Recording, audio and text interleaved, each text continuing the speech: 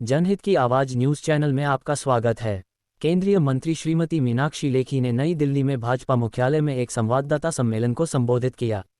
देखिए केंद्रीय मंत्री मीनाक्षी लेखी ने क्या कहा। बहुत बहुत धन्यवाद संजय भाई। मित्रों, जैसा कि आप जानते हैं कि कुछ लोगों ने दिल्ली को वेंटिलेटर पर डाल दिया है और लगातार दिल्ली को अव्यवस्थित करने के लिए जो लोग जिम्मेवार हैं, भ्रष्टाचार और ड्रामा जो है वो घंघोर है और इनकी जो मैनेजमेंट की व्यवस्थाएं हैं वो कमजोर है, जिसका एक दृश्य कल भी देखने को मिला कोर्ट कचहरी के अंदर कि कोर्ट ने कहा कि 6 सीटी स्कैन की मशीन्स हैं दिल्ली में 3 करोड़ की आबादी पर, और जब एफिडेविट को चेक किया गया तो वो एफिडेविट भी झूठा पाया गया। लगातार वो लोग जो ईमानदारी कट्टर ईमानदार कहकर अपनी जगह पर बनाए थे और वायदा किया था, वही लोग कहीं ना कहीं भ्रष्टाचार की परिभाषा बन गए हैं और ऐसा हमें लगातार देखने को मिल रहा है। और वो चाहे अगर मैं आज हेल्थ इंफ्रास्ट्रक्चर की बात करूं, जल बोर्ड की बात करूं, 5 समन ईडी के अवॉइड किए गए हैं और उन 5 समन्स के जाने के बावजूद भी ये व्यक्ति जो है ईडी के आगे नहीं गए। और किसी भी स्वास्थ्य सेवाएं जो है किसी भी राज्य की रीढ़ की हड्डी होती है और ऐसी रीढ़ की हड्डी को मजबूत करने की बजाय लगातार बर्बाद करने का काम किया।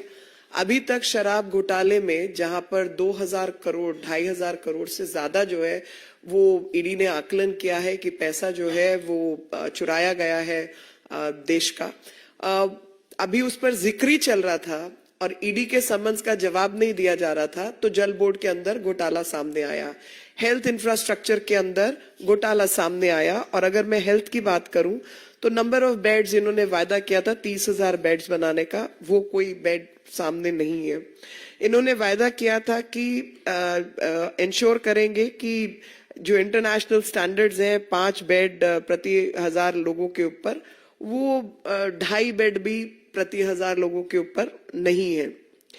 जो वायदा किया था कि 900 प्राइमरी हेल्थ सेंटर्स बनाए जाएंगे, वो प्राइमरी हेल्थ सेंटर तो बंद हो गए हैं और काफी सारे प्राइमरी हेल्थ सेंटर्स बंद हो गए हैं और जो संख्या है वो कहीं 200-300 के आसपास पहुंची हुई है।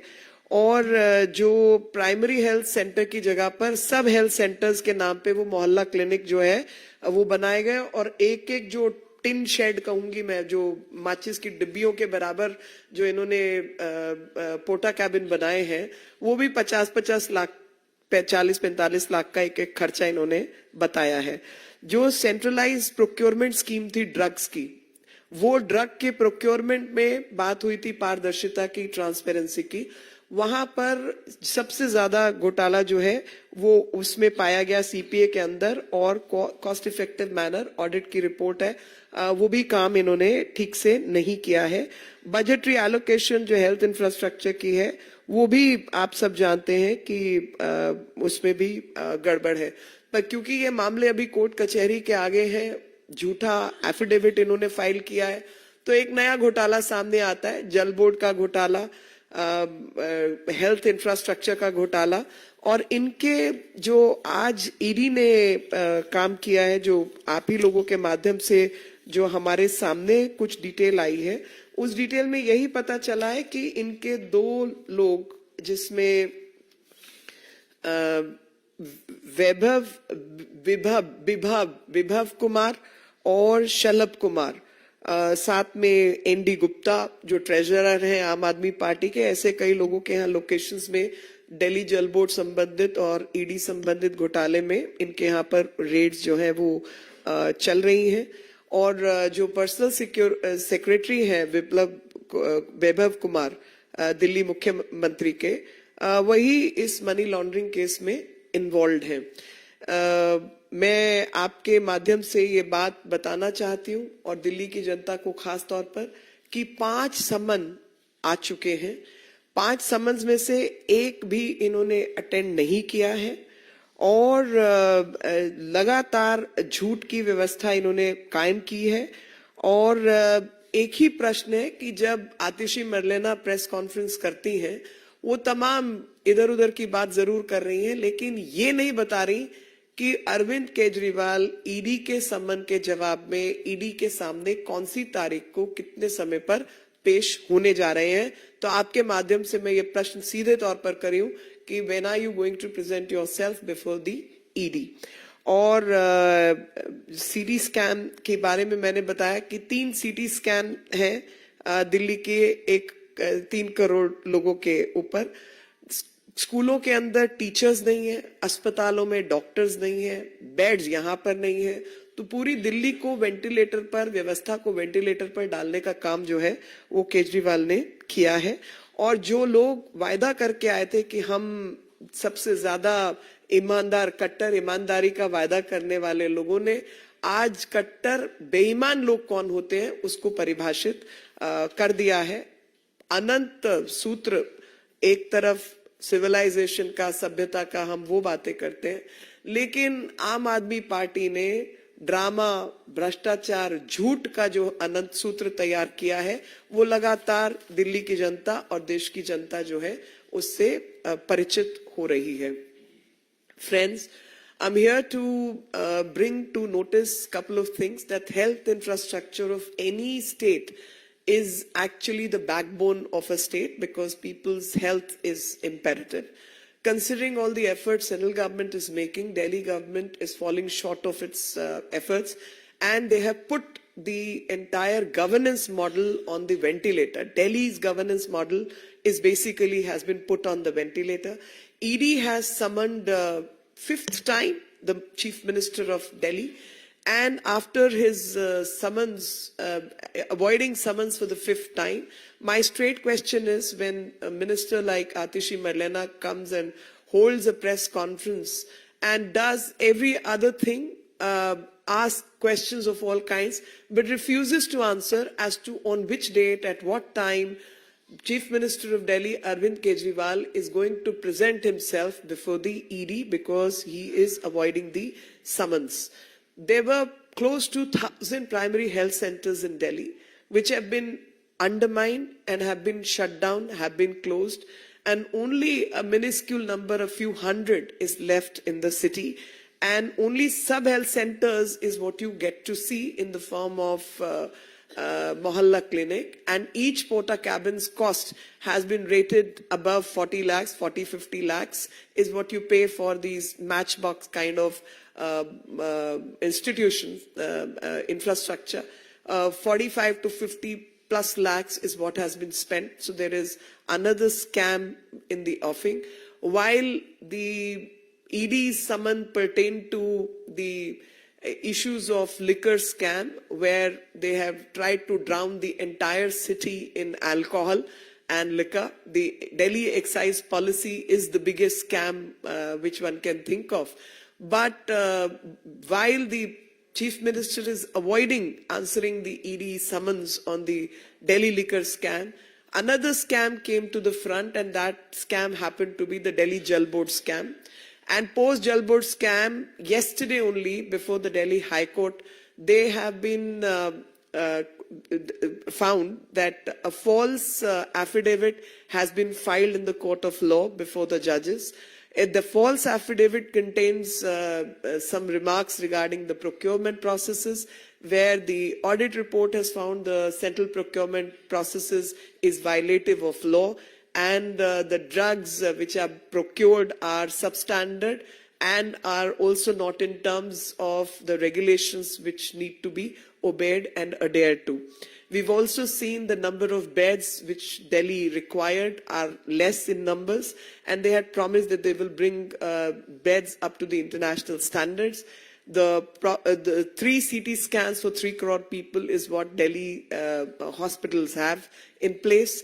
We've also seen whether it's drugs, it's beds, it's ventilators, everything is not meeting the standards and is falling short on all these performances. The worst one can think of is there can be no facility, and especially the medical facility, without the doctors. So there's shortage of doctors. There's shortage of teachers in schools.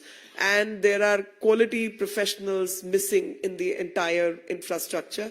So in the name of health infrastructure, scam after scam is what one gets to see.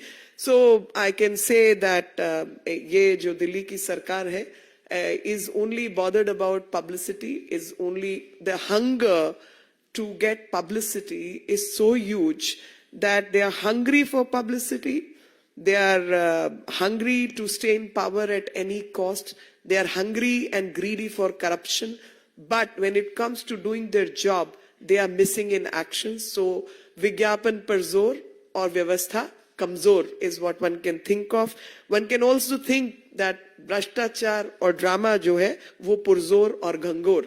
ये सब गंगोर और पुरजोर drama और भ्रष्टाचार जो है उसका सिलसिला चारों तरफ मिलता है.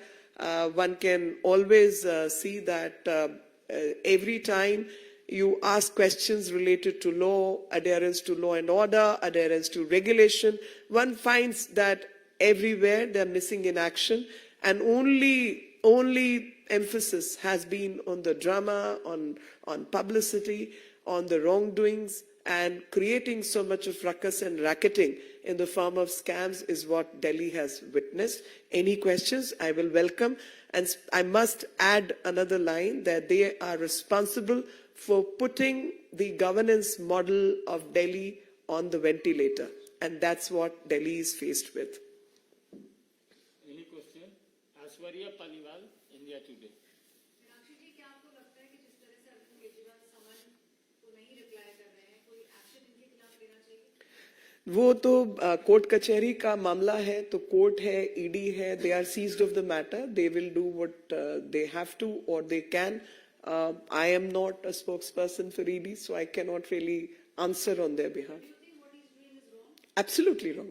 And I can quote ample number of examples. I'll quote the example of my Prime Minister. When he was the Chief Minister in Delhi, 7 hours he sat before SIT and answered each and every question. All the rubbish allegations which were brought against him, from trial court to the Supreme Court, he faced everything. That's the way you face up. You don't lie and you don't behave in this manner. That is called adherence to law and order, adherence to governance, and adherence to the constitution of this country. संविधान की सौगंध खाने वाले लोग हैं जी. संविधान और नियम और कानून का ही पालन नहीं करते, सिवाय ड्रामा और भ्रष्टाचार के किया क्या है? उसी पर पुरजोर इनका दारोमदार रहा है. No.